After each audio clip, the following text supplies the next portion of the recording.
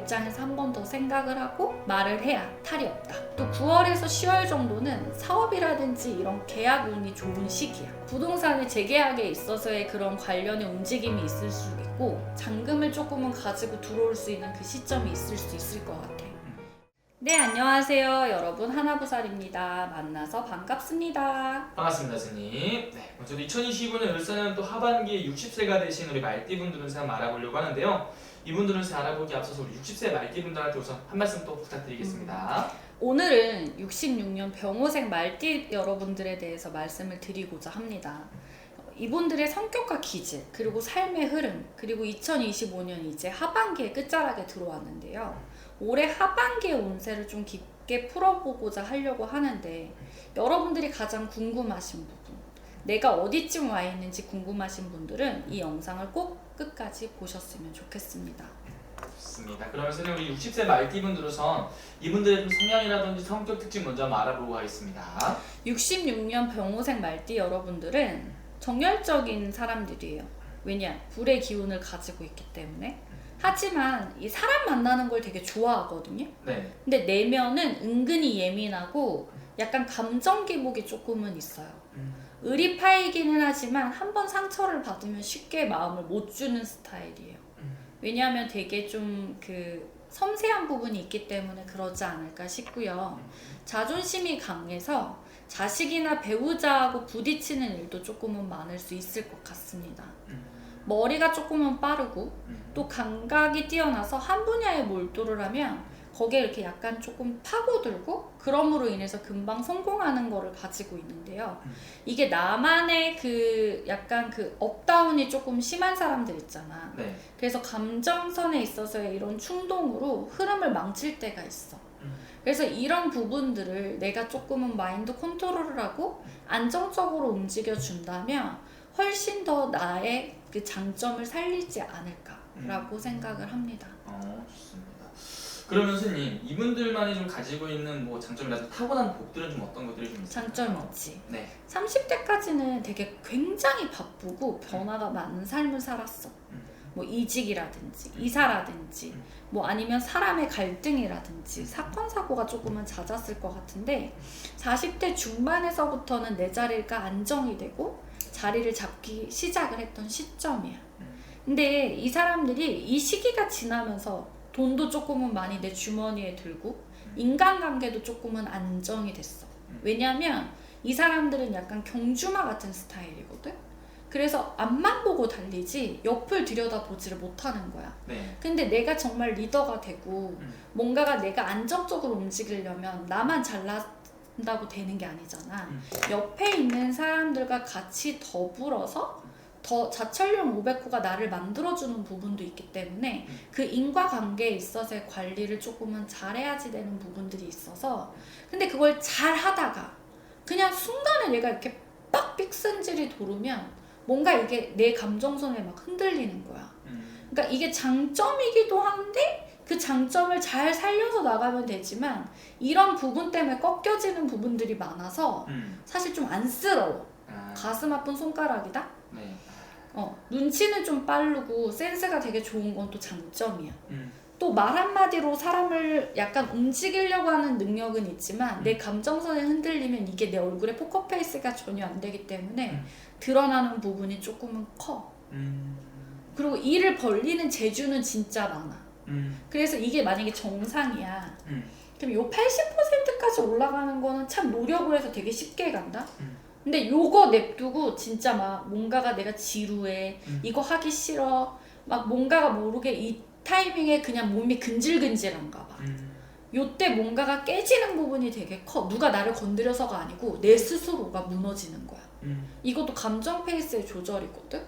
진짜 가지고 있는 장점은 많은데 이 한 가지의 단점, 나의 감정 페이스의 조절과 페이스 조절 자체 그리고 얼굴에 그런 것들이 잘 안 되기 때문에 거기서 무너지는 게 나의 장점 10개를 이거 한 개로 8개가 꺾여버릴 수 있으니까 이제 나이도 들고 뭔가가 조금은 안정적이고 움직여지신다면 여러분들이 그거를 쉽사리 고치지는 못하겠지만 10개 중에 10개를 다 버리라는 게 아니고 10개 중에 딱 2개만 버려도 지금보다는 훨씬 더 여러분들이 해피하지 않을까 저는 이렇게 생각합니다. 좋은 말씀이십니다. 그래서 이분들 그러면 인생을 살아오면서 가장 힘들었던 시기에 있었다면 어느 시기에 좀 많이 찾아왔을까요? 이 사람들은 2010년에서 2014년이야. 그 시기에 대운과 세운, 그러니까 나의 좋은 운과 나의 안 좋은 부딪히는 그 쇠의 운이 겹치는 시기였어. 그래서 이 시점에 뭐 가족 문제라든지 아니면 뭐 이혼을 한다든지 아니면 연인이 있었는데 이 연인과 헤어진다든지 뭔가 이런 불상사가 조금은 생겼을 거고, 그러다가 보니까 이 사람들한테는 스트레스가 되게 많거든요. 이 스트레스를 풀지를 못하고 막 이게 폭파해. 그러니까 내가 집을 지었다가 막 헐었다가 막 이게 되게 크단 말이야. 그래서 그 스트레스 때문에 오는 건강 문제가 조금은 꺾였을 것 같고, 그러다가 보니까 내 페이스 조절이 안 된다고 했잖아. 네. 이것도 싫어 저것도 싫어 다 꼴배기 싫은 거야. 그러다가 보니 금전적인 문제가 한꺼번에 겹쳤던 사람들이 좀 많았을 것 같아. 그리고 2018년도에서 2020년 요 시점에는 감정적으로 많이 소진이 돼. 이것도 감정의 문제인 건데, 네. 예를 들어 인간 때문에, 근데 인간이 나한테 막 너무 심하게 그러진 않았는데 내가 뭐에 꽂히면 그 꽂힌 거에서 옆을 조금 내다보고 좋은 것도 볼 줄 알아야 되잖아. 좋은 점도 있으니까 그 사람의. 근데 나는 이 사람이 죽어도 싫어. 왜냐? 나한테 뭔가를 잘못을 했거든. 근데 또 사업을 하는 사람들은 똥물이든 맑은 물이든 섞일 줄도 알고 그 사람의 단점만 볼 게 아니고 장점도 보면서 사기꾼도 나한테 장점이 되는 경우도 있잖아. 네. 그러니까 그렇듯이 그렇게 봐야 되는데 얘는 한번 딱 꽂히잖아? 그럼 거기에서 그것만 계속 생각하고 그 외 거를 못 봐. 그러기 때문에 그 시점에 뭔지 모르게 그냥 내가 다 잘라놓고 다 가지치기를 하고 움직이는 시점이었고, 그러다가 보니까 뭔가 자존심이 되게 세잖아. 그러다가 보니까 누가 나를 건드리지 않아도 그냥 사람이 밉고, 그리고 뭔가 자식과에 있어서도 불화 화합이 좀 많았을 것 같아.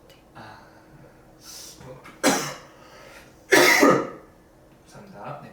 그래서 이제 앞으로가 또 중요하니까요. 하반기부터 좀 새로운 의미들이 들어오는데 이분들한테 좀 어떠한 변화와 기회들이 좀 찾아올까요? 이 사람들은 월별로 놓고 봤을 때 네. 7월, 8월 요 시점에는 금전의 지출이 좀 많아져. 그리고 또 집안 그 지출이 어떤 거냐면 생각지도 않았는데 막 누수가 되는 거야. 아니면 뭐 생각지도 않았는데 배관이 터졌어. 아니면 뭐 생각지도 않았는데 갑자기 가전제품이 고장났네? 이런 식으로 뭔가 집안의 문제로 인해서, 그리고 집안의 수리로 인해서 생각지도 않은 부분에 있어서의 지출이 조금은 많고, 자녀로 인해서 조금은 돈이 나가거나 문제가 조금은 터지는 일들이 조금은 있을 것 같아. 그래서 이때 감정적으로 쓰는 돈은 조금 조심을 해야 될 것 같고, 이때 뭔가가 조금은 인간들과 사람들과, 그러니까 인간이라고 하면 이게 밖의 인간도 인간이지만 집안에서 자식과에 있어서의 거리감을 너무 멀게 하지 말고, 어쨌든 부모는 사랑으로 내 자식을 품어야 되는 게 부모인 거잖아. 그렇기 때문에 그 시기에는 조금은 해안을 가지고, 나는 진짜로 내가 참아야 한다라는 거를 조금은 이렇게 인내를 하면서 약간 좀 이렇게 마음으로 좀 자식을 보듬어 주셨으면 좋겠다라고 말씀을 드리고 싶고요. 또 9월에서 10월 정도는 사업이라든지 이런 계약 운이 좋은 시기야.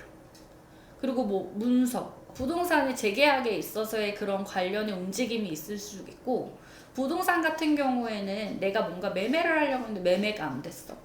요 시점에는 계약을 하면서 올 하반기 끝자락이라든지 아니면 내년 상반기 1, 2월 뭐 그 설날이 들어서기 전에 구정? 그 시점에는 잔금을 조금은 가지고 들어올 수 있는 그 시점이 있을 수 있을 것 같아. 그리고 11월에서 12월 정도는 몸 조심, 스트레스 조심. 그리고 그 스트레스를 하고 내가 운전을 하잖아? 근데 이 사람들은 아까 얘기했다시피 옆을 내다보는 거가 조금은 줄다고 했잖아, 하나에 꽂히면. 네. 근데 그 시점에 운전 진짜 조심하셔야 되실 것 같아. 약간 사고수가 조금은 다분하게 들어오는데, 네. 이게 차와 차끼리 부딪히는 사고수라기보다는 내가 막 화가 나서 운전을 하고 있는데 이 옆을 제대로 이렇게 백미러라든지 눈미러라든지 이걸 제대로 못 보는 시점에 사고는 순간이야.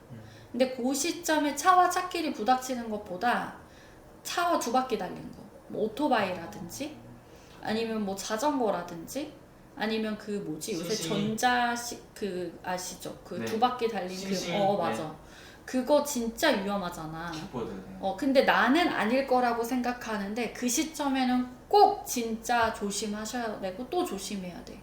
왜냐면 그 사고로 인해서 상대방이 잘못했지만 이거는 차와 차끼리는 사실 뭐 몇 대 몇 뭐 이렇게 나눌 수 있는 건데 그 시점에는 무조건 운전자 책임이 더 크거든요. 얘가 잘못을 했어도. 그렇기 때문에 그때는 진짜 또 안주하고 또 안주하고 옆에를 진짜 잘 살펴라 라고 말씀을 드리고 싶어. 맞습니다.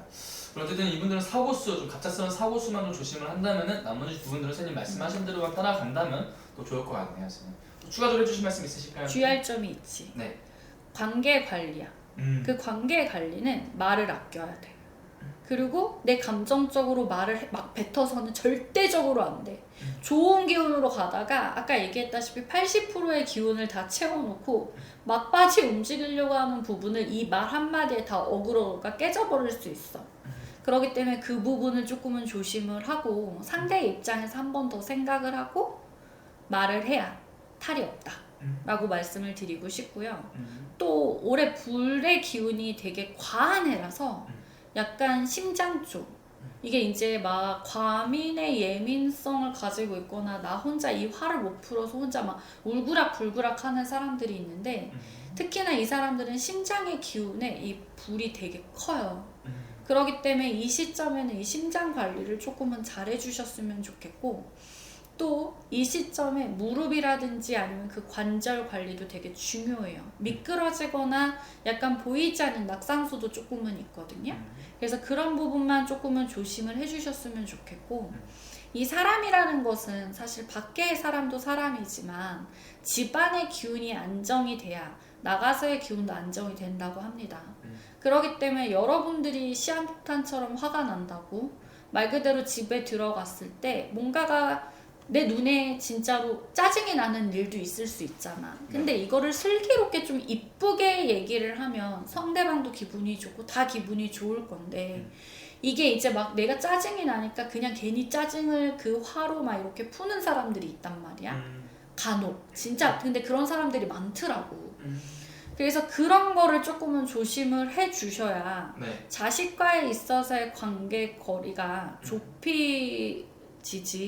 좁혀지지 않고 멀어질 수 있기 때문에 이런 부분들을 조금은 조심해 주셨으면 좋겠고 너무 간섭하지 마시려고 하시고 약간은 조금은 방목해서 풀어두되 규칙과 원칙만 가르쳐 주신다라고 하신다면 되게 좋을 것 같아요. 좋습니다. 그럼 이제 이분들도 하반기 어떤 부분을 또 좋은지 또 마지막 한 번 더 정리 한번 해주시면서 마지막 조언 한 말씀 해주시면 좋을 것 같습니다.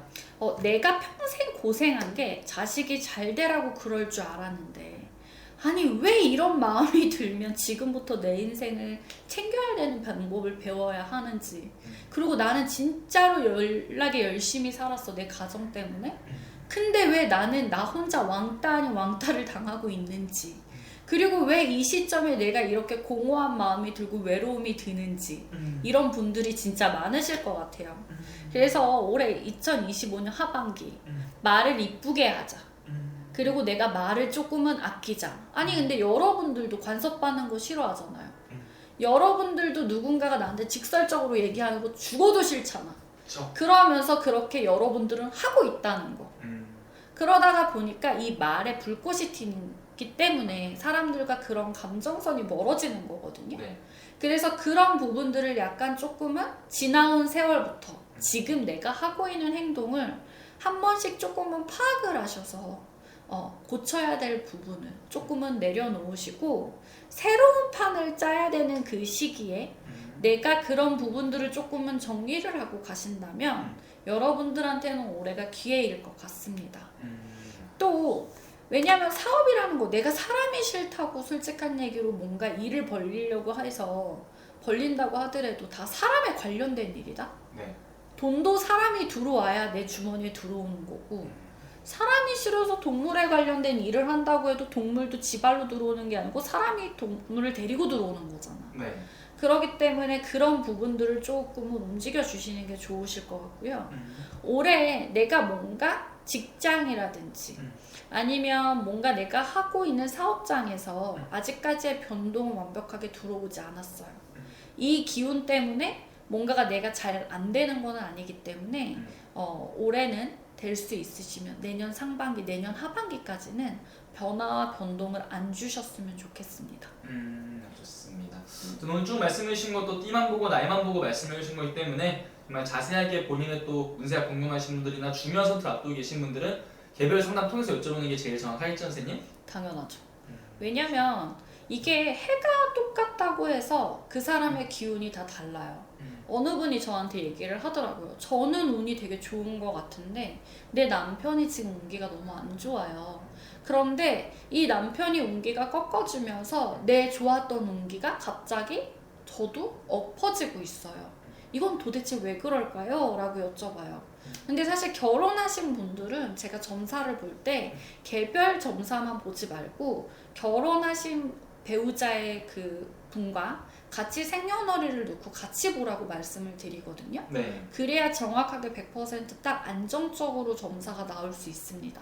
왜냐면 내가 함께 문서상으로 아니면 한 공간에서 살고 있는 사람의 기운도 내가 이상하게도 잘 이렇게 꺾어지고 타고 넘어가는 경우가 있기 때문에 여러분들도 그런 걸 좀 유의를 하시고 나는 왜 이 시점에 뭔가가 잘 되는 것 같은데 왜 갑자기 이게 이렇게 꼬이지? 라고 생각하시는 분들은 꼭 주저하지 마시고 이유를 짚고 넘어가시는 게 여러분들한테는 현명한 판단이라고 생각합니다. 감사합니다.